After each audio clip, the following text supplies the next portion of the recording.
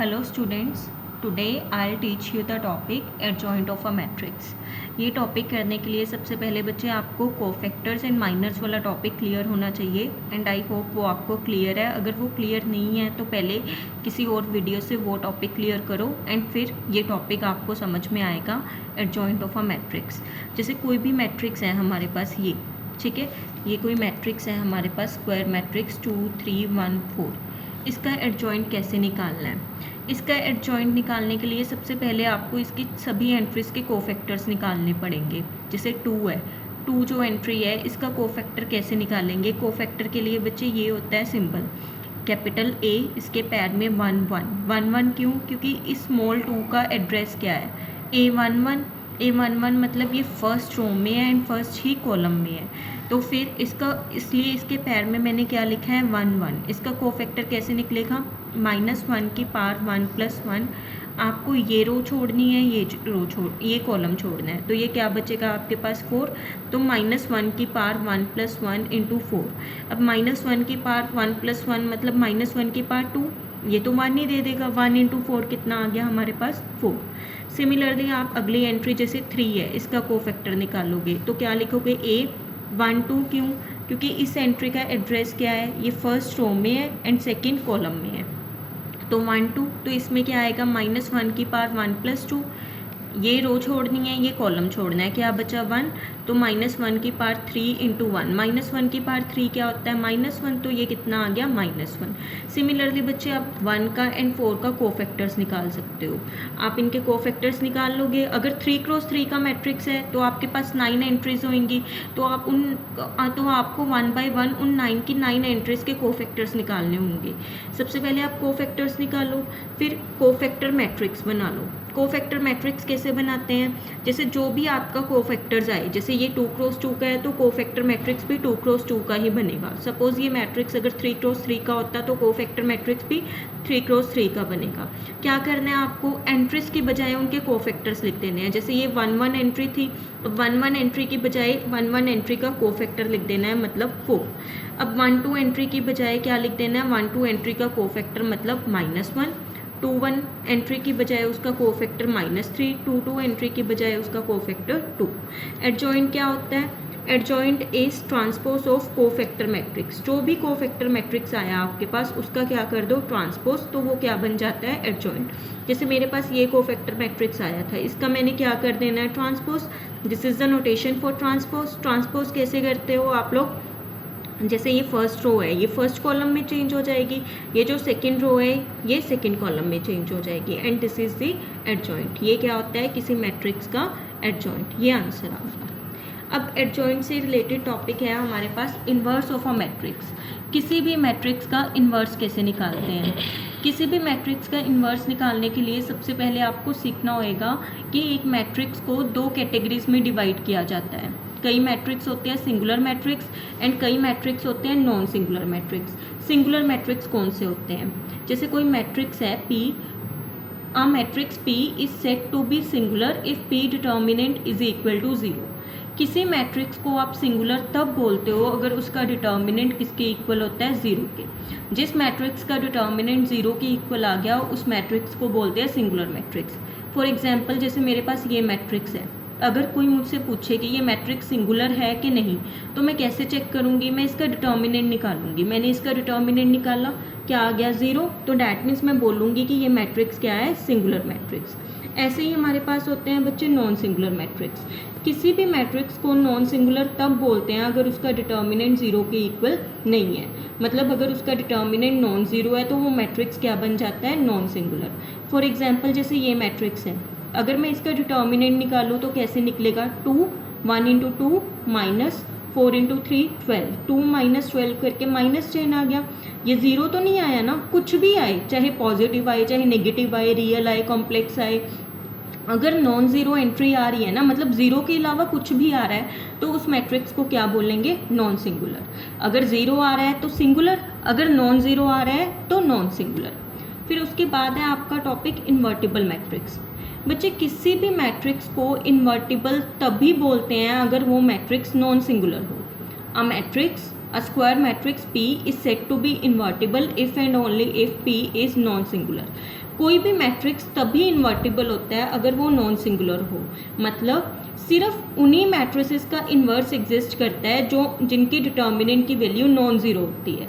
अब जैसे ये मैट्रिक्स है, मैं ये मैट्रिक्स बोलूँगी कि ये इन्वर्टिबल है। इन्वर्टिबल है डैट मीन्स हम इसका इन्वर्स निकाल सकते हैं। कैसे निकालेंगे वो हम सीखेंगे आगे, लेकिन अब इसको देख के ही पता चल रहा है कि ये इन्वर्टिबल है। क्यों? क्योंकि ये नॉन सिंगुलर था। अब अगर कोई पूछे कि इसका इन्वर्स निकालो, हम कहेंगे पॉसिबल ही नहीं। क्यों? क्योंकि इसका डिटर्मिनेंट क्या है? ज़ीरो। जो मैट्रिक्स का डिटर्मिनेंट ज़ीरो होता है, मतलब जो सिंगुलर मैट्रिक्स होते हैं उनका इन्वर्स नहीं पॉसिबल होता।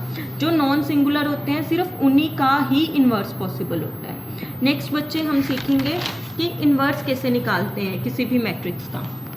सबसे पहले notation of inverse of a square matrix A is A inverse.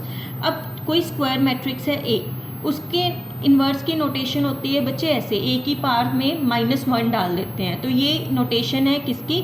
Inverse की। This is the notation for inverse of a matrix. Inverse का बच्चे ये फॉर्मूला होता है जो आपको लर्न करना है, adjoint of A upon A determinant. Very easy, बहुत इजीली निकल जाता है। कैसे? आपको इन्वर्स का ये फॉर्मूला याद रखना है, adjoint of A upon A determinant. अब मैं सिखाऊंगी कि इसको अप्लाई कैसे करना है। जैसे सपोज मैंने ऐसे ही कोई एग्जांपल उठा ली, कोई मैट्रिक्स है, statement is find the inverse of the matrix if it exist. मतलब ये मैट्रिक्स है, इस मैट्रिक्स का आपको क्या निकालना है? इन्वर्स निकालना है। कहते हैं अगर इसका इन्वर्स एग्जिस्ट कर रहा है तो निकालो। अब इफ़ इट एग्जिस्ट का क्या मतलब है कि अगर पॉसिबल है तो इसका इन्वर्स निकाल दो। पॉसिबल है कि नहीं वो हमें कैसे पता चलेगा? हम चेक करेंगे कि ये सिंगुलर है कि नॉन सिंगुलर है।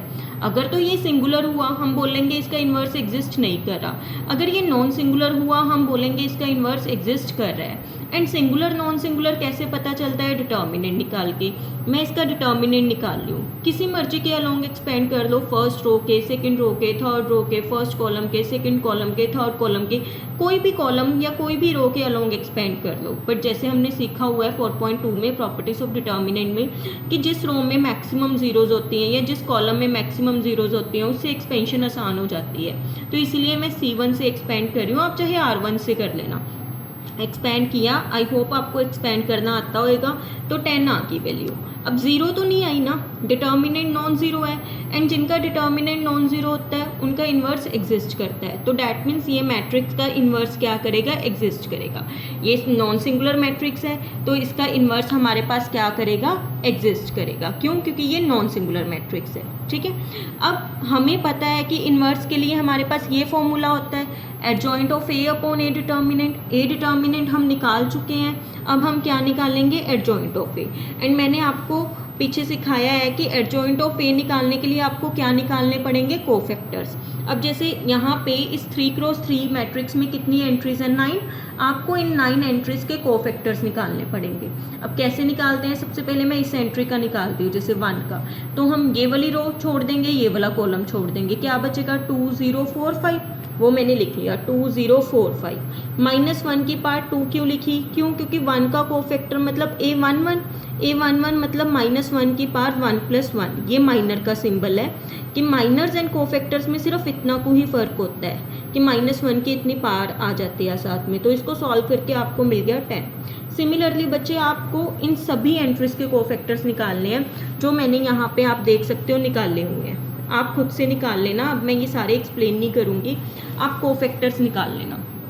कोफैक्टर्स निकालने के बाद आपको क्या बनाना है? Cofactor matrix. कोफैक्टर मैट्रिक्स कैसे बनाते हैं? ऐसे, जैसे मैंने पीछे सिखाया था। अब सभी कोफैक्टर्स को इसमें पुट कर दो तो ये क्या बन गया? Cofactor matrix. हमें निकालना क्या था? एडजॉइंट। एडजॉइंट कैसे निकालते हैं? जो कोफैक्टर मैट्रिक्स होता है आपके पास उसका क्या कर दो? ट्रांसपोज। इसका ट्रांसपोज करना है, मतलब first row change to first column, second row change to second column, third row change to third column. तो ये क्या आ गया आपके पास? एडजॉइंट। अब आगे इन्वर्स निकालना था। ए इन्वर्स का क्या फॉर्मूला है? Adjoint of A upon A determinant. मतलब आप ऐसे भी लिख सकते हो 1/a डिटर्मिनेंट इंटू एडजॉइंट। ए डिटर्मिनेंट की आपके पास कौन सी वैल्यू थी? 10। हमने ऑलरेडी निकाल रखी है ए डिटर्मिनेंट की वैल्यू 10, वो हमने यहाँ पे पुट की। एंड एडजॉइंट की वैल्यू पुट की, तो ये क्या आ गया ए इनवर्स। आप चाहो तो 1/10 को अंदर लेके जा सकते हो, हर एक एंट्री के साथ मल्टीप्लाई करवा सकते हो, चाहे आप यहीं पे छोड़ दो। जैसे मैं लेके गई हुई हूँ 1/10 को हर एक एंट्री से मल्टीप्लाई कर दिया, कैलकुलेशन करने के बाद ये क्या आ गया, इन्वर्स आ गया। ये आपका आंसर हो गया इन्वर्स का। ऐसे निकालते हैं इन्वर्स। अगर सपोज़ आपको डाउट हो कि इतनी बड़ी कैलकुलेशंस में कहीं आपकी कोई मिस्टेक तो नहीं होगी, कहीं आपसे कोई गलती तो नहीं होगी, आप वेरिफिकेशन भी कर सकते हो कि आपका आंसर सही है कि गलत। कैसे वेरिफिकेशन कैसे बच्चे, जो आपके पास मैट्रिक्स था ए एंड जो इन्वर्स आया वो, उन दोनों की मल्टीप्लिकेशन करो। मल्टीप्लिकेशन करनी आती है आपको, जैसे फर्स्ट रो की फर्स्ट कॉलम से, फर्स्ट रो की फिर सेकंड कॉलम से, फर्स्ट रो की फिर थर्ड कॉलम से, एंड सो ऑन।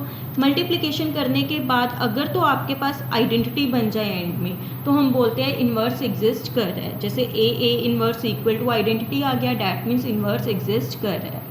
तो फिर ये हो गया आपका बच्चे inverse. Inverse is one of the most important topics, so इसको आप अच्छे से कर लेना। ये आपको next topic solution of linear equations में बहुत हेल्प करेगा। Thank you.